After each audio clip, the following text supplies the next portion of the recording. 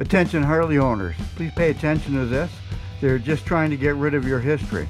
Harley has been a long-standing company, and they're just trying to get rid of anything North American, Canadian, or United States in order to get rid of our history. This is my opinion, and you'll notice if you look at Sears, if you look at Red Lobster, you look at your taxi companies. How many taxi companies are still left around? There's just the one, the German one, that has taken over, in my opinion. So, remember, they're just trying to erase your history, Harley owners. Just like Sears, Red Lobster, and the car manufacturers, they're getting rid of your history. Long-standing companies that have been in North America creating jobs from our forefathers to the future of our children are being erased and replaced by foreign investment companies and that. Fire the people, keep the history.